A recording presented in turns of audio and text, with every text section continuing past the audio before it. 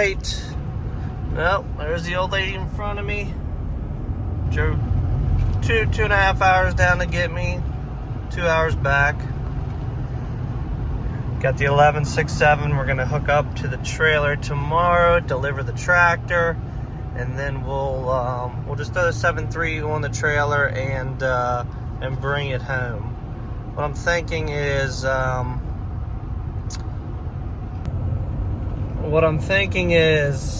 the fluid just got overheated with that small transmission cooler. Called it in enough time that nothing else, no other damage. Like I said, there was no slipping or anything, and I only noticed it because I had got out of the truck to get lunch and walked around the other side of the truck to let the dog out and noticed fluid leaking from it.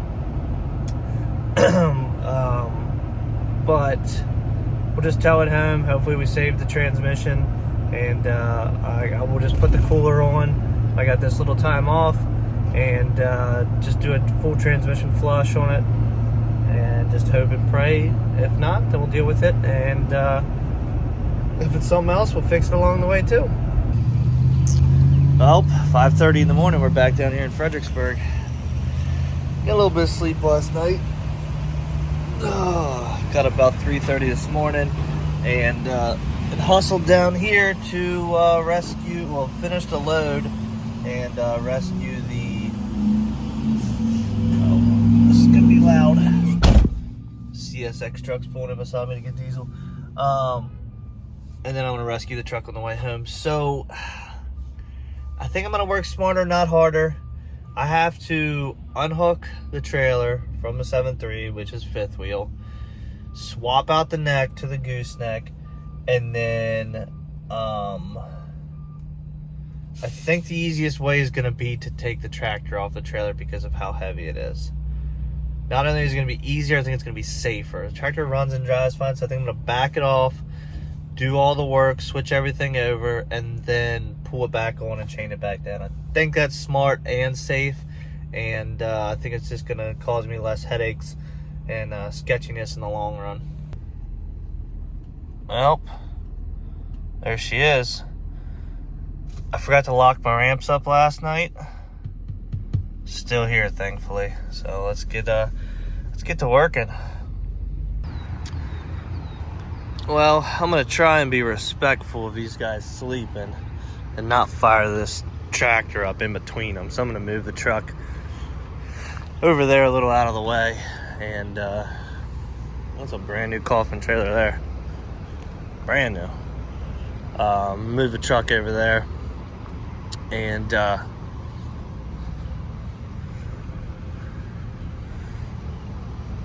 get this swapped over. Yep.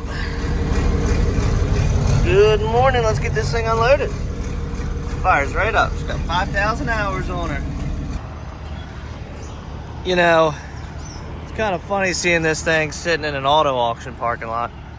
Wonder what everybody thought last night when it was parked here. All right, I think with all that weight off, this is going to be a lot easier to switch over. All righty, on 53 minutes, including eating my breakfast, we've unloaded the tractor, unhooked the truck, hooked up the truck, reloaded the tractor, chained it down, ready to go. Just parked the 7.3. I'll come back, get it this afternoon on my way back through. And me and the 6.7 taking a ride down to North Carolina. Well, sometimes you just gotta park where you can park. In the old turn lane here. So she's sitting about 13 foot tall. And the reason I know that is because I carry a height stick, and everybody should carry a height stick. Well, why that's relevant right here is that there is a bridge up the road here that I need to go around because I remember the last time that it was low, and I looked it up through Hammer, which is an app for like a truck GPS, and it's about a mile up the road here, so I just have to get around the bridge. There's one section that goes under, and there's one section that goes over. So I gotta take the side road that goes over and then get this thing delivered. And I stopped and got food because once you get like out too close to this guy's house, there's nowhere to stop for food. And it's lunchtime, so I'll finish this 20 minutes left to the farm and get this tractor delivered finally. What I would do to be out on the water. Maybe at that house over there. Beautiful day. Oh, and just like that, we have made it. We got soybeans in the ground. Because the last time I dropped off here, it was a soybean header. So I got beans in the ground here. I get this big John Deere dropped off to him. And the guy's not even here. It's cool that you build a relationship with customers like that. He stopped over here today, put my money in the combine, and then there's an open spot in the shed. He told me just to park the tractor in there, and we're good to go. Pays in cash. You know what that means? That means we still pay taxes on it. Duh. Beautiful. Let's get her unloaded. Last piece of equipment before the baby comes.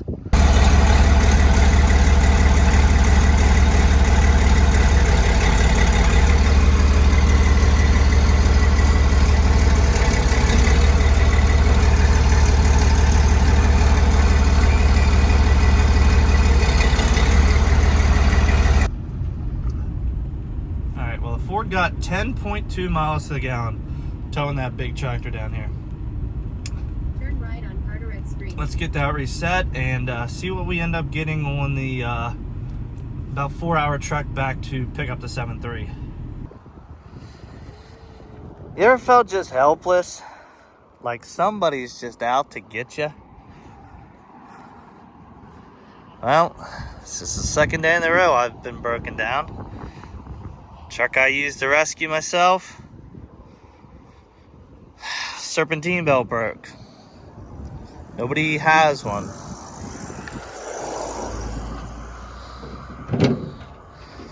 So I'm kind of dead in the water right now. Trying to figure this out of where I can, how I can get home. And how I can get home quickly and then get back down here and pick this thing up eventually. Of course, hooked to a gooseneck, so chances of getting somebody to do a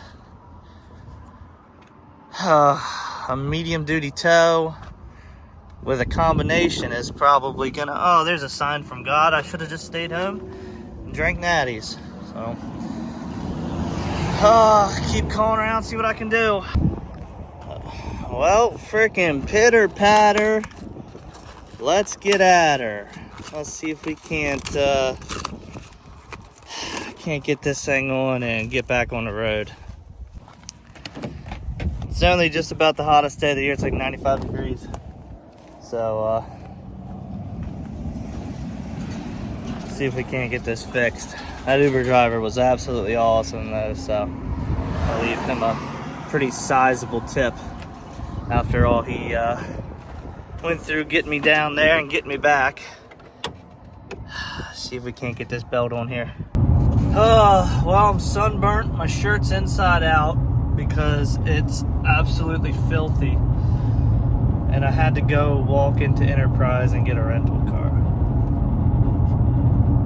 $150 into Ubers today. I am $140 in it over Eiley's. And I'm $360 into a rental. But it's a $300 deposit because I'm from out of town. So I've been broke down for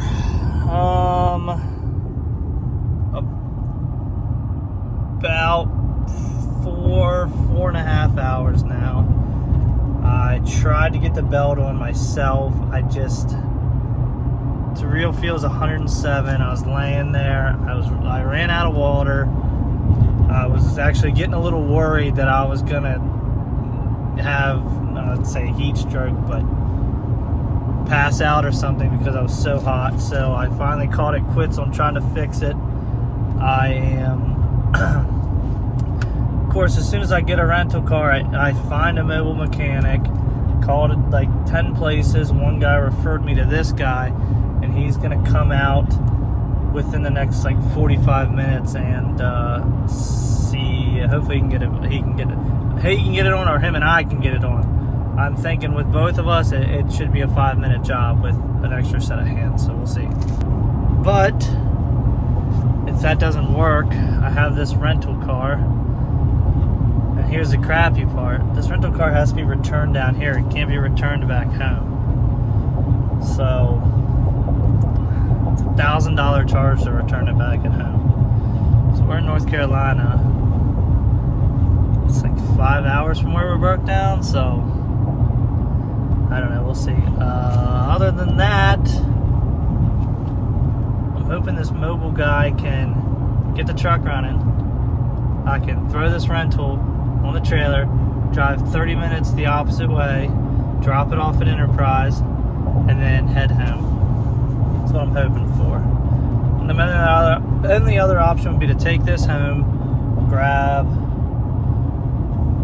a truck, grab the mega cab, come down and rescue myself, and then figure a way to get this back down here, even if I have to keep it a couple days. Or call Enterprise Corporate and see if I can't get something worked out with just doing a one-way, given the circumstances of having a baby in less than 48 hours. You know what's funny? Just when I thought it was over and I was giving up, she's running. We got her fixed. Now the plan is to load this rental car up, run it 30 miles back to the rental place. I've had the car for an hour, whatever, going home. Shirt still on backwards, filthy freaking dirty. Listen to this. So, like I said, I've been waiting for, I'm trying to find a mobile guy. Well, I find one, all right? You can tell the guy sounds older. Sounded like he's been smoking for 30, 40 years. Sounded older. Get here. 71-year-old African-American gentleman. Nicest guy in the world. Didn't say very much. Was here when I got here. We were like 2 minutes apart from each other. He gets out here, 10 minutes. Me and him, belt on, truck's running. Well, only about 19 hours later. Turn left, then turn left. 19 hours later, we're back to pick up the 7.3.